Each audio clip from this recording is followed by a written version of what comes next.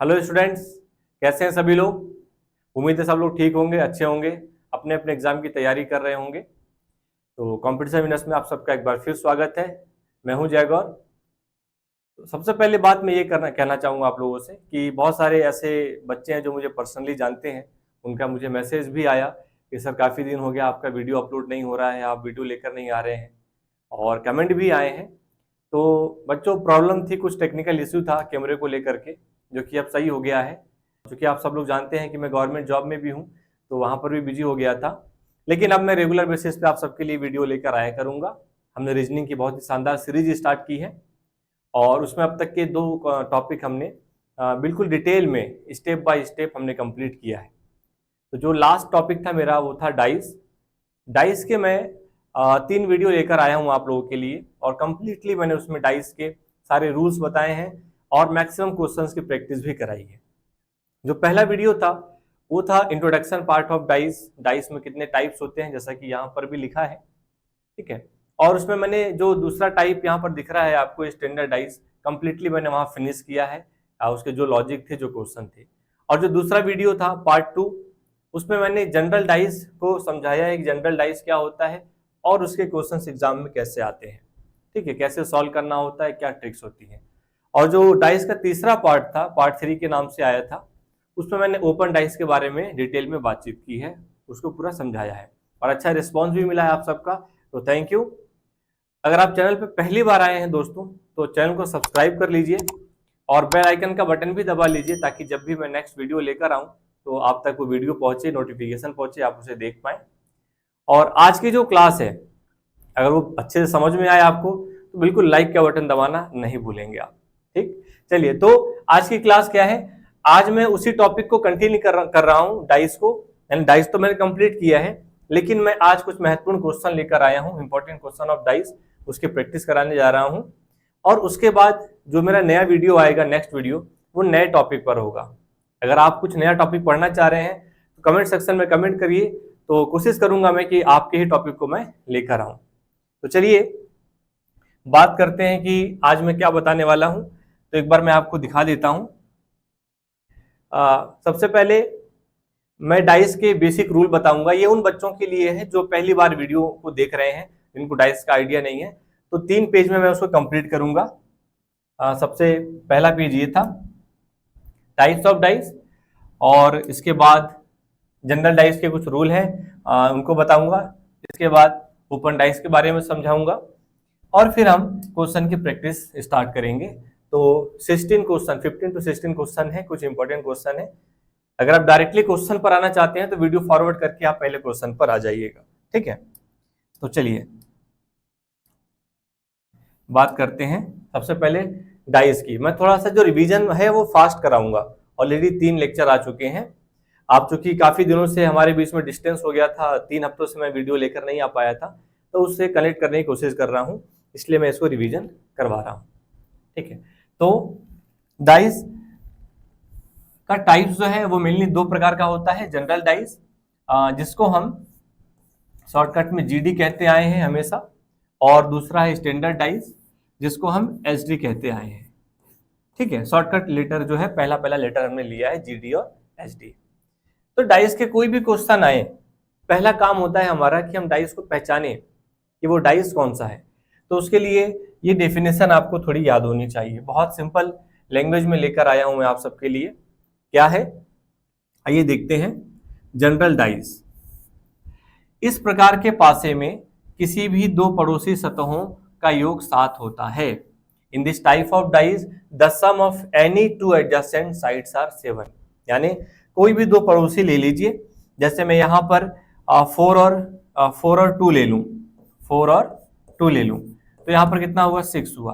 तो रूल कहता है कि उनका योग एडिशन 7 होना चाहिए।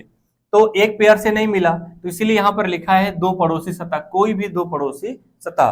तो 4 और 3 ले लीजिए, 4 और 3 तो कितना हो गया, 7।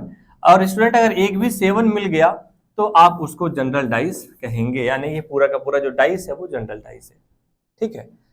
स्टैंडर्ड डाइस अगर हम कहें, स्टैंडर्ड डाइस क्या होता है, तो इस प्रकार के पासे में किसी भी 2 पड़ोसी सतहों का योग 7 नहीं होता है। आप जो है विशेषकर इस नहीं पर ध्यान देना, ये जो नहीं लिखा है बस इतना सा अंतर है, उसमें 7 होता है, इसमें 7 नहीं होता है। ठीक है, जैसे कोई भी दो पेयर ले लो आप, ये 4 और 2 6 बनेगा, दोनों को ऐड करने पर 4 और 6 10 बनेगा, और 2 और 6 ऐड करने पर 8 बनेगा। कहीं पर भी एडिशन जो है 4 + 2 6 हो गया, यानी ये भी डज नॉट इक्वल 7 है, और 4 + 6 10 हो गया, ये भी डज नॉट इक्वल 7 है। कहीं पर भी 7 नहीं मिला तो ये है आपका कौन सा डाइस, स्टैंडर्ड डाइस। पहचान करना मैंने ऑलरेडी सिखाया था, रिवीजन करवा रहा हूं।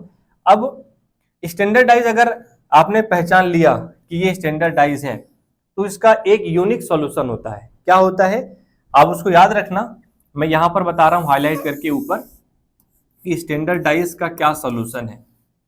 उसका जो सॉल्यूशन है सिंपल है, स्टैंडर्ड डाइस में एक के अपोजिट हमेशा 6 आता है। एक अगर बॉटम में है तो टॉप पर 6 होगा, एक अगर टॉप पर है तो बॉटम में 6 होगा, और 6 के अपोजिट में 1 आता है, वाइस वर्सा ऑल्सो अप्लाई।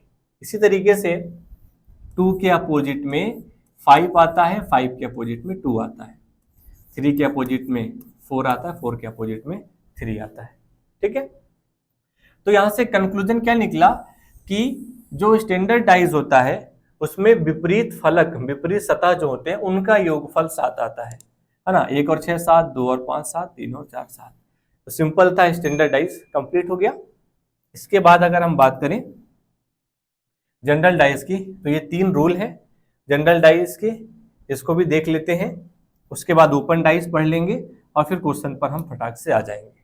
ठीक है, तो जनरल डाइस का पहला रूल क्या कहता है स्टूडेंट, कि जब 2 डाइस दिया हो, मैं यहां पर 2 डाइस की बात कर रहा हूं, मिनिमम 2 डाइस की। ठीक है, तो दोनों में एक अंक, समान अंक एक ही सतह पर हो, एक अंक तो कॉमन है 3, और उनका फेस भी एक जैसा है। ठीक है, दोनों ही राइट राइट में है। राइट और लेफ्ट या टॉप में किसको कह रहा हूं, जैसे कि अगर हम कुछ डाइस को इस तरीके से देखें 3 हिस्सों में, तो ये मेरा राइट साइड है, ये मेरा लेफ्ट है, और ये टॉप है। ठीक है, तो राइट में देखिए आप एक ही अंक है, एक जैसा है, तो इसका आंसर जब निकालना होता है तो सिंपल होता है, टॉप वाला टॉप के अपोजिट में हो जाता है। यहाँ पे टॉप 1 है और यहाँ पे टॉप 5 है। लेफ्ट वाला लेफ्ट के अपोजिट हो जाता है 3 और सॉरी, अब यहां पर बचा क्या, 3 बचा, तो 3 बचा तो नंबर कौन सा बचा, नंबर एक ही बचा है, कौन सा है 6, तो यहां पर 6 हो जाएगा। ठीक है, चलिए इसको देखें, जब समान अंक अलग अलग सतह पर हों, दोनों में डिफरेंस क्या था, इसको इरेज कर देते हैं थोड़ा। यहां पे देखेंगे कि ये 3 जो दिख रहा है आपको, ये 3 जो दिख रहा है वो एक ही फेस पर है। यहां पर ये जो 3 दिख रहा है ये अलग अलग फेस पर है। तो क्या करेंगे, तो यहां पर एक रूल लगेगा जिसको मैंने नाम दिया है क्लॉकवाइज रूल। ठीक है, क्लॉकवाइज रूल अब सिंपल है। मैं यहाँ पे वैसे तो मैंने जो पुराने वीडियो में रूल बताया था उसका भी नाम क्लॉकवाइज है। यहाँ पर कुछ चेंजेस ला रहा हूं ताकि आपके लिए और आसान हो सके। क्या कि जो कॉमन नंबर आपको दिख रहा है, क्या कॉमन है 3 से क्लॉकवाइज आगे बढ़िए और जो नंबर दिखे उसको लिखते जाइए। तो यहाँ पर दिखा हमें 6 और दिखा 4। ठीक है, क्लॉकवाइज हम आगे बढ़ रहे थे, 6 और 4 दिखा, हमने लिख दिया सीक्वेंस में। अगला जो डाइस है उसमें भी हमको क्या दिख रहा है, कॉमन 3 दिख रहा है।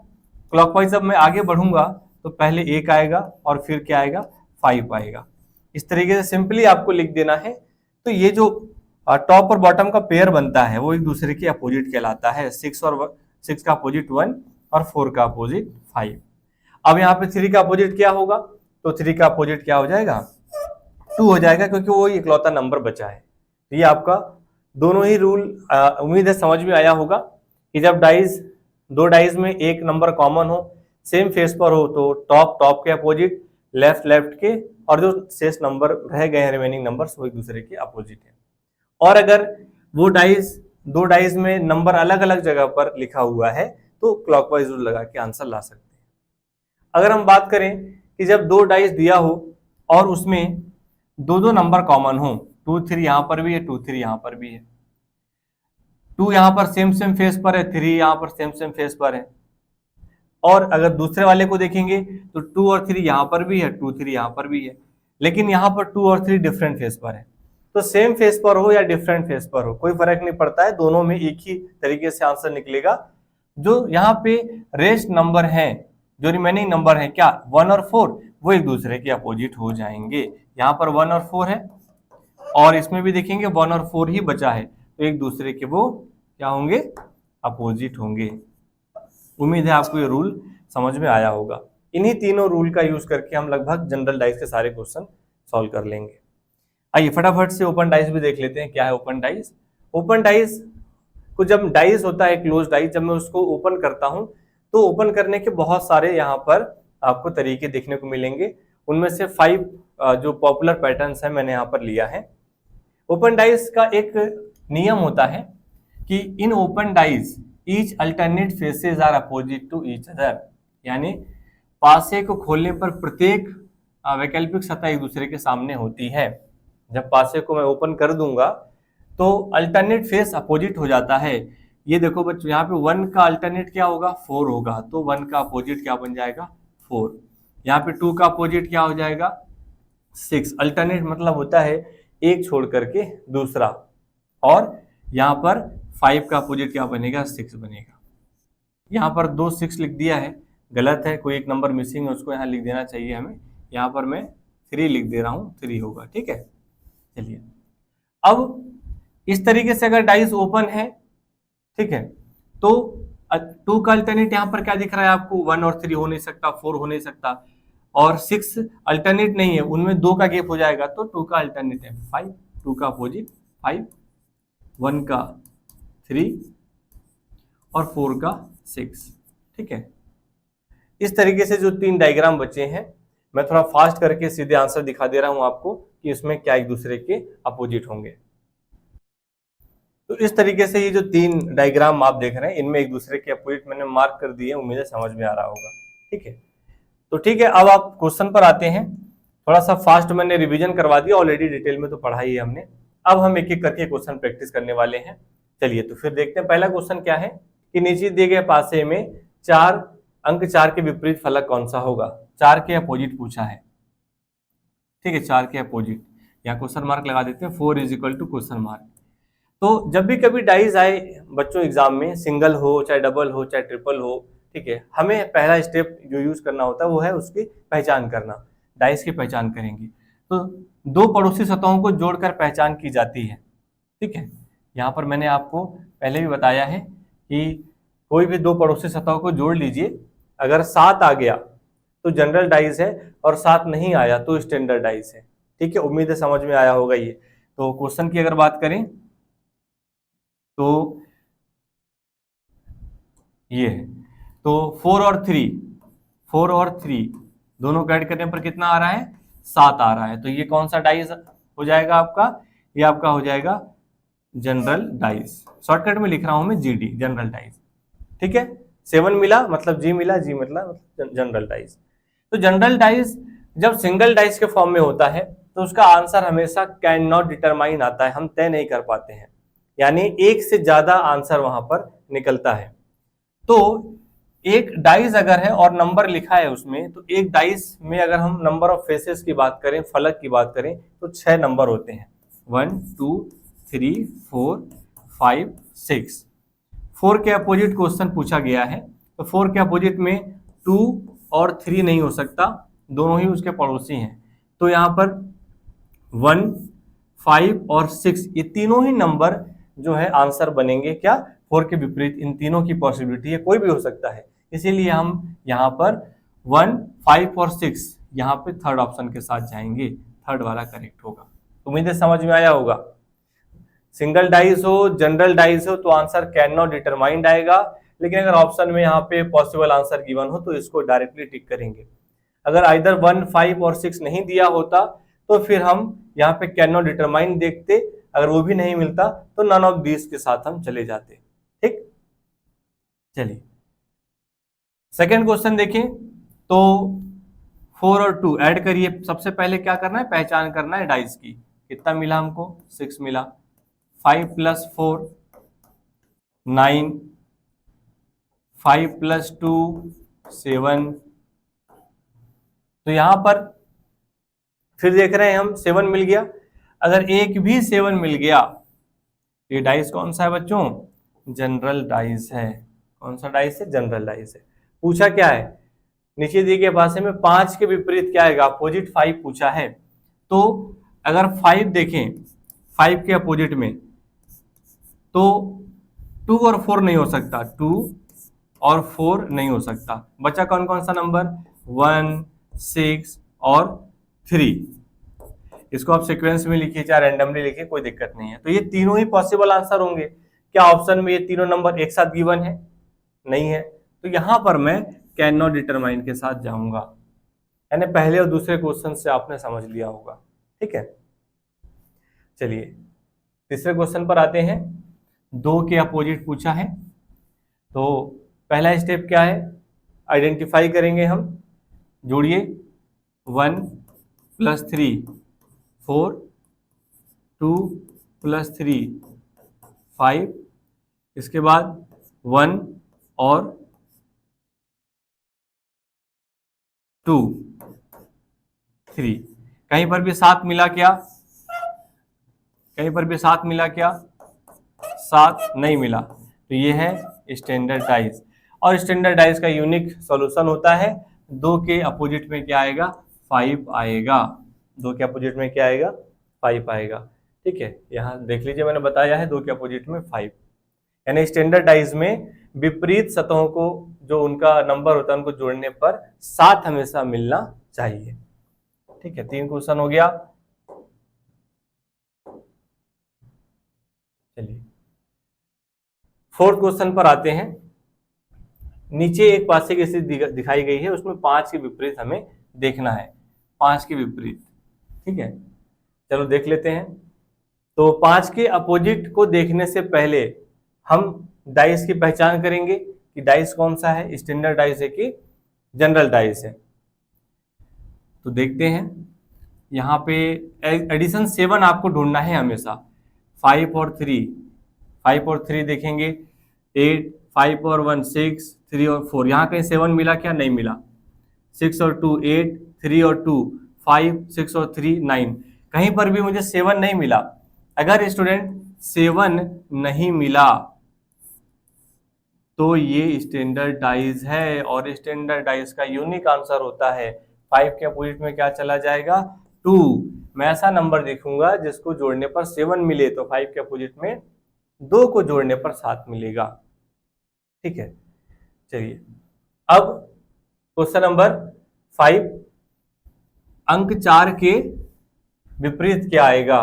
तो फटाफट से फिर से जो है डाइस को पहचानिए। 3 और 2 5, 3 और 1 4, यहाँ पर 3, यहाँ 7 नहीं मिला, मतलब कि ये पहला वाला डाइस जनरल डाइस नहीं है। यहाँ देखते हैं 5 और 3 8, 6 और 3 9, 6 और 5 11। तो यहाँ पर भी कहीं हमें 7 नहीं मिला, यानी ये कंप्लीटली कौन सा डाइस कहलाएगा, स्टैंडर्ड डाइस कहलाएगा। क्या कहलाएगा, स्टैंडर्ड डाइस। और स्टैंडर्ड डाइस का यूनिक आंसर होता है 4 के अपोजिट में क्या आएगा बच्चों, बताओ ऑप्शन के हिसाब से कमेंट करिए आप। 4 के अपोजिट में क्या आएगा, 4 के अपोजिट में 3 आएगा। क्यों, क्योंकि ऐसा नंबर जिसको जोड़ने पर 7 बन जाए, तो 4 में मैं क्या जोड़ूं, 3 जोड़ूंगा, तो आंसर कितना आएगा, 3 आ जाएगा, यानी सेकंड ऑप्शन। तो इस वीडियो को यहीं पर स्टॉप कर लेते हैं। इसके बाद का जो क्वेश्चन है, क्वेश्चन नंबर 6 से लेकर के क्वेश्चन नंबर 16 तक के, ठीक इसके बाद मैं वीडियो अपलोड करूंगा। मैं दोनों वीडियो एक साथ लेकर आऊंगा। ठीक है, वीडियो की लेंथ ज्यादा बड़ी हो रही है, उसको छोटा करने की कोशिश है। तो आज 5 क्वेश्चन को यहाँ पर देख लेते हैं।